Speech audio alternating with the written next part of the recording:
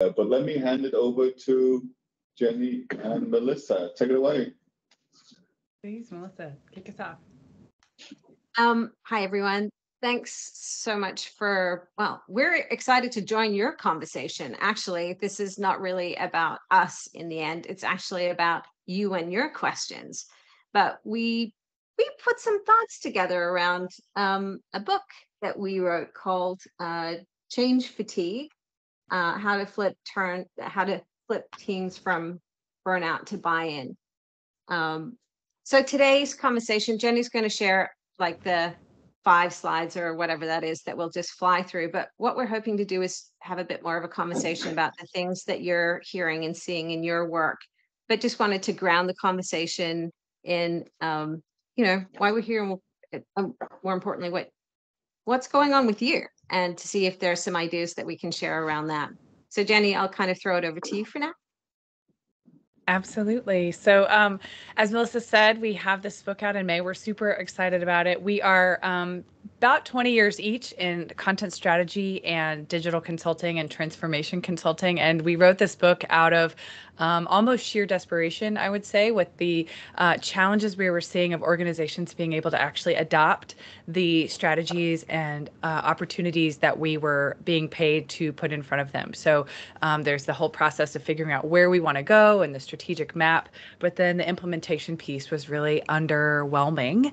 And so we, kind of sat down and put our heads together about where we thought the next conversations ought to be going. So basically, we know that innovation is at the heart of all successful teams, and the last few years have presented us with additional challenges to be dealing with in addition to the average run-of-the-mill challenges of growth. Everything from managing hybrid teams to the ever-raising bar for what we judge a successful outcome, whether that's a content strategy or a new change initiative, as well as incredible technology developments and more robust tools that are just giving teams more things to evaluate in addition to their strategic initiatives. So we believe that successful leaders have stronger change muscles than others. And so we really wanted to write a book that helped your average run-of-the-mill, everybody's middle manager and above figure out ways that they, in their day job, focused on a specific project, can strengthen that change muscle. And it's pretty important because, as we all know, we're spending lots of money trying to think more strategically. And there's no shortage of new requirements for, not only leaders, but people participating in change. But the real sad thing is that 80% of them fail. And one of the biggest drivers around that is actually team alignment, because we can have the best vision in the world and we can have the smartest people in the room. But if we're not working together in a way that makes sense, then things are not going to work. In fact, go ahead, please. Go ahead, Jenny. You can tell me, sure. No, I was just going to run away with it. So yeah. Team alignment is really, our definition is really about the psychological safety concept, which is what both Harvard researchers and the Google Project Aristotle have coalesced around as the single most defining trait of successful high-performing teams that are able to embrace innovation and move forward. And the interesting thing is we know that 75% of leaders overestimate the psychological safety of their own teams, which is a real missed opportunity. So a key portion of our learning and teaching in the book is really about the self-awareness of leaders, understanding what it takes to make a great team, as well as the very specific change facilitation process that capital C, capital M change managers have been using for decades to manufacture enormous changes at enterprise level. Those same skills can be brought forward in much smaller projects. So when we talk about psychological safety, if it's not a term you're familiar with, it's made up of 4 domains. One is attitude towards risk and failure, making sure that your team knows that most change is an experiment and not all experiments succeed, and that should not impact the way that we move forward with future experiments, right? Not throwing people under the bus. Open conversation, just being able to really articulate when something is and isn't a good idea, or perspectives or insights that folks have. Making sure that there is a strong willingness to help across the entire team. The sense of being in this together, knowing that I'm going to pick up your slack because you're probably going to pick up mine at some point in the future, is a very key function as well. And then inclusivity, making sure that everyone on the team benefits and feels the same level of these other domains. So obviously thinking through how the group is formed, what the basis and strength of that psychological safety is a key piece of making sure you are ready to support a specific change initiative. And this has real impacts because this is stat from this year in May, that 80% of employees would actually just leave. Even during a recession, even if they don't know where they're going next, if this work is not done in the right way. And so many of we've worked with these folks because they too have struggled with the same things you're actually struggling with right now. So whether you're heading up UX or whether you're, looking at content or anything in between, these are the things to think about. So the whole premise of the book is really looking at, how do we get this work done in a way that makes sense? Are we actually solving the right problem? Because many of us around the room, I know, are used to seeing the symptoms, and it feels a little bit like whack-a-mole or firefighting. When you're like trying to get rid of, like, that thing has to be better. Oh, that's the next thing. That's the next thing. And we actually forget that there's maybe an underlying problem that we need to address in the first place. And to get people along on this journey of change with you, we actually have to not only solve the right problem, but invite them to participate in a way that's relevant for them. And then the second part is really about facilitating change, and understanding the why, and looking at the hearts and minds of the people that you're working with to make it easy for them to say yes, or if they're resistant, help them understand why it's important, and the whole what's in it for me, which is a big part of all of us when we go through a change journey, because even great ideas will fail without a plan for change, because even the small changes are change, and we all change in different ways. And I think an important point that we've heard over and over from the leaders that we work with is, especially in knowledge work, especially when we're not making widgets that we can count output very tangibly, it is very easy in knowledge work to sandbag a change, to agree, to smile, to say, sure, boss, I'm on board. I totally agree with this idea, and then absolutely do zero activity or support or energy towards that change initiative. And we have a number of leaders that are coming to us trying to understand what is happening. They're saying, like, my team likes each other, they're getting along great, they agree to the change, but we're not seeing any results, we're not seeing any progress. And we often can go in and unpack what's going on there, and they're really not on board with that change. So what we've done is kind of tried to write a roadmap for facilitating change, even if you don't have the ability to put custom change resources on a specific project. So obviously thinking about starting with solving the right problem and then selling that vision. So making sure that we have validated the strategy with the people who are going to be impacted. A, do they agree that there is a problem? Do they actually believe that this problem is one worth solving and on the timeline that we have laid out? And do they agree with the proposed solution? Have they had a chance to weigh in and offer their perspective? So often the leaders do not want to sort of show the making of the sausage. They don't really want to admit the problem and discuss the problem in depth. They want to just sort of gloss over that part behind closed doors and come forward with a prepackaged solution. But so often folks don't feel like they had a chance to align with that definition of the problem, and therefore the solution feels very out of range. The second piece that we do that I think is actually really essential for success is what we call confidential inquiry. So this is really just our opportunity to facilitate anonymous conversations with different individuals who are going to be impacted, because so often those folks who are smiling and nodding in a group meeting actually have some really valuable input and feedback to offer, and they're being really hesitant to do so because of the social capital it would cost, or the people that they would end up having to challenge in order to have their perspective heard, and just not having the interpersonal psychological safety to have that open conversation. So if your team is not there, we have closed door conversations and then roll up themes in a way that is meaningful to the decision makers, but also still lets our individuals who are impacted feel very heard and have the chance to sort of express that concern.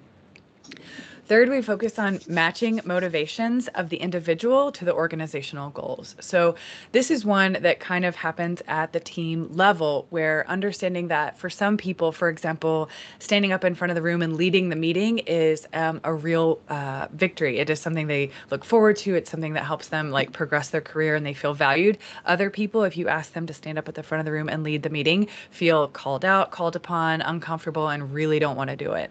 And unless a manager truly understands how the day in and day out motivations of their team, operating style, the way that they like to process change, the way that they like to, left brain, right brain kind of stuff, right? If you don't have a sense of how your team thrives, it's going to be really hard to match what we're trying to do as an organization to the tasks and outputs that individuals need to execute. And unfortunately, far too often, we just look at the org chart and we say that task aligns most likely with this job title, therefore Joni's going to do it.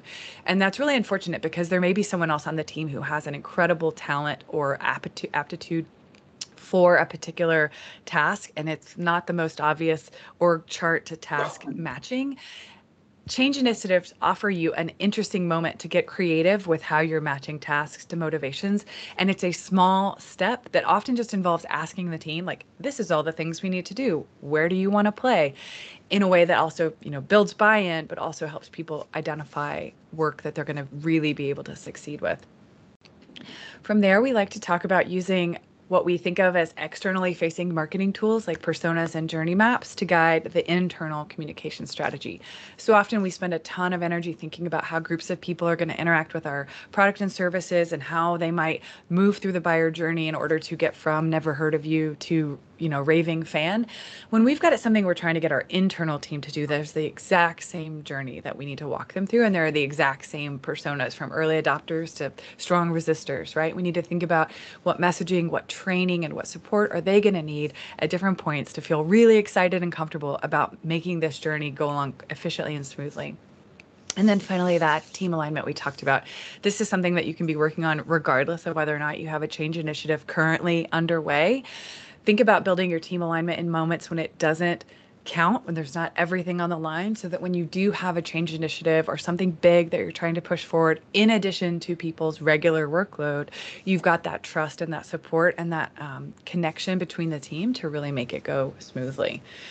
So with that, there's a few more slides in here about who we are that I'm not going to bother with. You can get those if you shares them out later. But wanted to just pause there and open the floor for dialogue and conversation. And Melissa, did you have anything to add? I sort of raced through that part as well. You did well.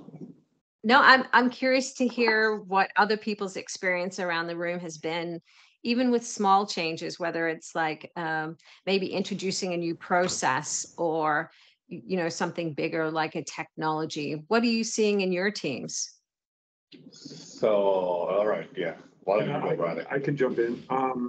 So something that we have implemented within the last year, both from the internal team side and also on the client side, is running mini SWOT analysis throughout the project.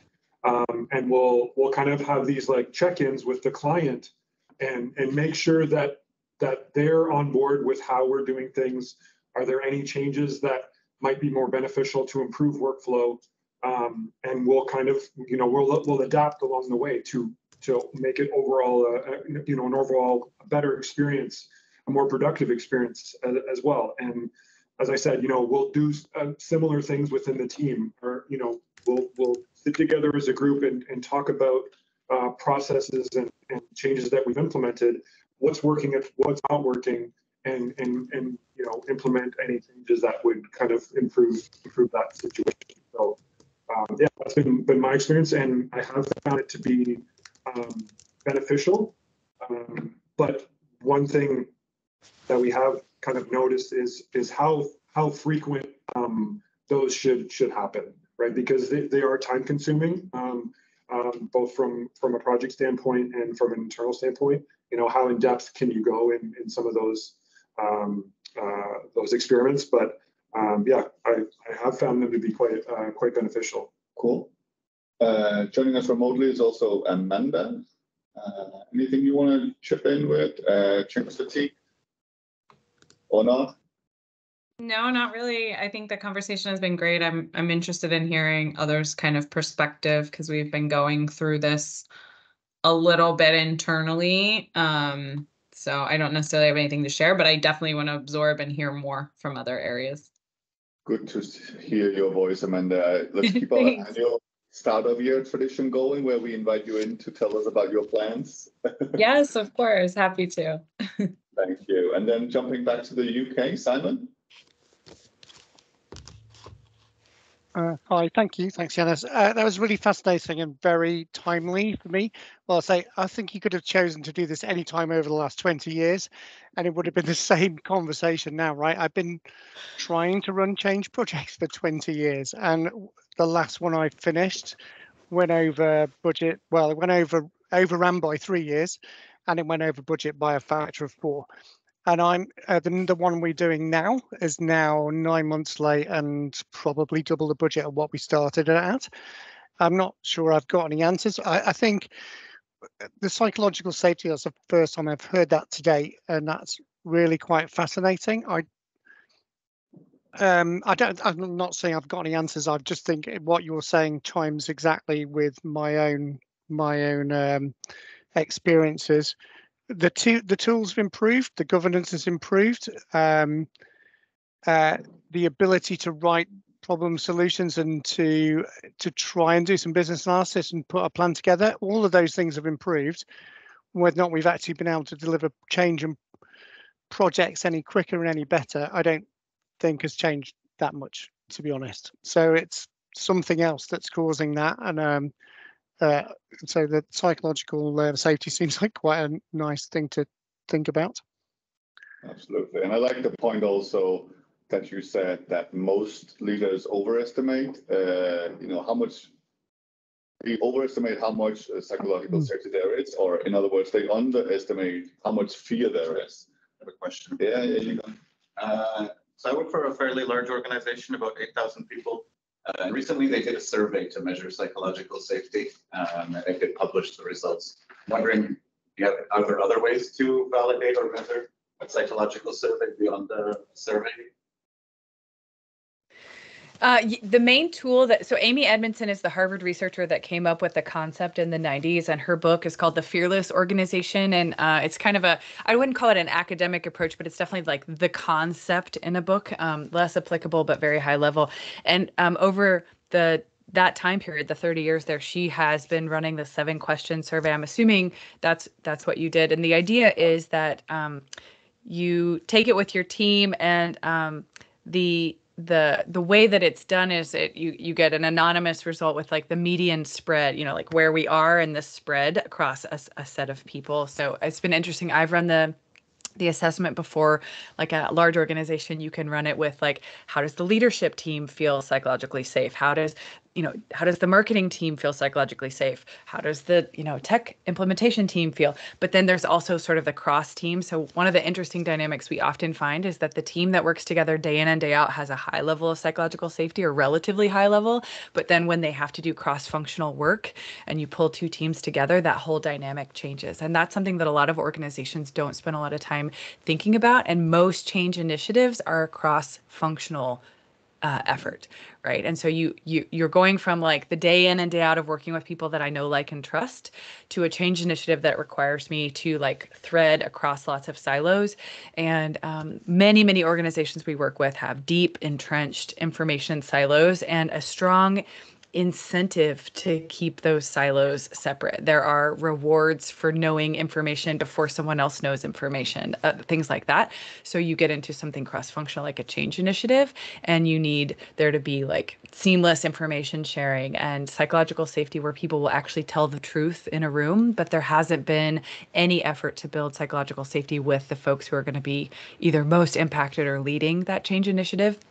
And one of the reasons, Simon, I think your timelines get so off is just that there is this, because it's subjective and a soft skill and not easily measured, the time it takes for people to acclimate and become psychologically safe as a team is almost never in the project timeline, right? And so there's just literally nothing can move forward until we agree to move forward, but the time it takes for us to decide that we're willing to is often omitted from any sort of timeline, and often therefore the budget as well, right?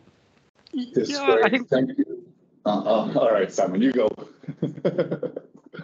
Sorry, it's almost like that trauma bonding is the way I describe it, when you've gone through pain together, and then you've got that basis on which to move forward on. You've like suffered together, and then you've like, okay, we need to sort this out. You have to go through that pain first before you can do it. And I don't think that's a reactive way of solving the problem rather than building the trust in the first place, right? So the last project Absolutely. I worked on, we hit a point where we were getting nowhere with it in terms of agreeing things. And one thing changed. We thought like we just sat down together and said, look, this is what we've gone through together. If we're going to do and get this finished, this is where we have to get to. And it changed almost overnight in terms of the way we then pushed the rest of that project forward. So yeah, it would have been good to do that at the start. Sorry for interrupting. Excuse me. No, thank you, Simon. I'm just going to say that this is great, Jenny and Melissa. Really appreciate it. I'm going to open it for one more comment, and then we need to talk about something else as well. But Rahel, what's on your mind? I was just going to say that kind of talking, building on what the last commenter said, that when I was working on a project for the city of Vancouver, they tried 5 times to get the the web refresh done, and it wasn't until they made a change, like, we're not going to get this technology driven, we're going to make it kind of in communications and content, that they actually managed to get it over the line. But it took 5 times and close to 8 years before they actually had it happen. And I don't know, Melissa, if you remember that, if I even knew you back then, but it was quite the saga. So Yeah. This book would have come in so handy back then. Absolutely. So great to see you, Rahel, too. All right. So the other thing I wanted to cover was actually just something as simple as just to get a little bit more about the actual book. If you stop sharing, perhaps, Jenny, you promised us 5 slides and you gave us 15. That's amazing. Appreciate your generosity. If you don't mind, fill them to me, and then I'll read them into the blog post. But perhaps one of you could hold up the book and just tell us a little bit about how it's structured. I love the cover. So tell us a little bit more about how it's structured. Yeah. Absolutely. This is a handbook that you are intended to sort of like have a project and work through. So it's very much like there's not 15 chapters at the front describing all the reasons this is a problem, because everybody we've talked to knows exactly what we're talking about. So there's a quick intro with some stats to convince your boss to go on this journey with you. And then there really is just walking through those 5, we call them the 5 pitfalls, 5 ways that leaders sabotage change. So, pitfall number 1 is narrowly defining the problem and then solve the right one, sell the vision, address your resistance and power struggles, balance motivations, as we discussed, and then build those healthy team habits of psychological safety. So 5 main areas of growth, 5 chapters. It's a quick airplane read on the way home from the conference. And you can hold it in one hand. You can also bring it to the beach. We didn't want to make it overblown. It's really targeted for folks that maybe at a conference get some great ideas and like, oh, how am I going to make that happen? So as conversational, and again, we've got stories about things that we've experienced in our work together to help, like, oh yeah, that's similar to me. Okay, well, maybe I could look at that. So it's it's a way to start your thinking. So perhaps the tough question here at the end, I know there's already 15,000 books in the library on change management. And I'm sure you have also considered and looked at some of them before you said, all right, there's a space for number 15,001. But if you think about the change management literature, Melissa and Jenna, how would you say that your book is different? A lot of the change management books that are out there are very are really focused on change management, the big change management. So this is when you have teams and you have like folks that you build out a team in order to manage a really big change. But what we saw missing was, well, I don't really have a massive change, but I have a change that I want to be thoughtful about. And I don't want, complicated language. I just want something that's like, what's a tip that I can try with my team? Or how am I going to think about this as I go forward?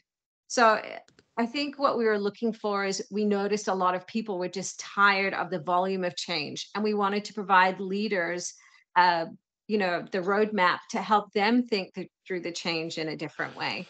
And I think that's why we're 15,001, is because this is a very practical, tactical book to help kickstart your thinking. It's not, an educational tome around, the big change management. It's more like a light facilitation piece, to not light in terms of just like getting in there and getting started, making experiments and seeing what works with your team. That's what we wanted. Great. Jenny, anything you want to add here towards the end? Yeah, basically just what to follow on what Melissa said, this is change management for people who don't want to be change managers, who are just stuck with change. They have a real job to do that is separate from change, but they're really just banging their heads against the wall or have exhausted teams or lots of turnover. So we're really just trying to help. This is more of a leadership book around not ruining change, as opposed to what Melissa said, sort of like the educational tomes on the topic. We also are excited to announce a course at Content Marketing World in September. We're actually announcing that there's a course attached to the book where we'll be doing a group coaching as well as like a project-based walkthrough. So if anybody wants to be in our beta cohort in October, we would welcome your input. Great, excellent. I think that's all we had. Jenny and Melissa, everybody, thanks for joining from Europe and Iceland and elsewhere around Canada and America, Florida. Good to see you, CJ. Love it. Thanks for your work on the book. And congratulations. Take care, everyone.